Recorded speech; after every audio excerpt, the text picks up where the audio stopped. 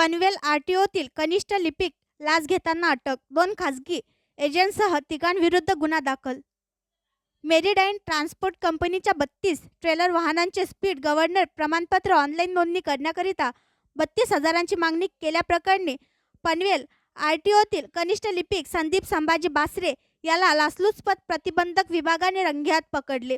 या प्रकरणी कळंबोली पोलीस ठाण्यात गुन्हा दाखल करण्यात आला आहे. पनवेल प्रादेशिक परिवहन कार्यालय अग्रेसर असल्याचे सोमवारी झालेल्या कारवाईत दिसून आले आहे. मेरीडाईन कंपनीच्या 32 ट्रेलरचे स्पीड गव्हर्नर प्रमाणपत्र ऑनलाईन नोंदणी करण्याकरिता प्रत्येक 1,000 रुपये प्रमाणे 32 गाड्यांची 32,000 रुपयांची मागणी आरटीओतील कनिष्ठ लिपिक संदीप बासरे यांनी केली होती. त्यानुसार लाचलुचपत प्रतिबंधक विभाग ठाणे यांच्याकडे तक्रारदाराने रीतसर तक्रार दाखल केली होती. त्या तक्रारीनुसार बासरे पैशांची मागणी करत असल्याचे निष्पन्न झाले. एसीबीकडून सापळा लावण्याचे ठरले. सोमवारी बासरे यांनी संपूर्ण रक्कम न घेता 15,000 रुपयांची मागणी केली.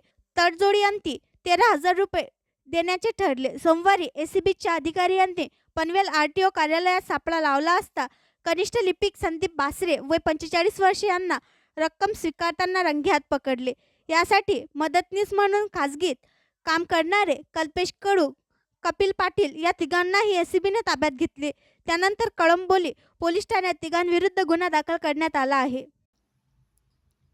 आणखी नवीन व्हिडिओ पाहण्यासाठी आमच्या देशमुख एक्सप्रेस न्यूज चॅनलला सबस्क्राईब करा, लाईक करा आणि शेअर करा.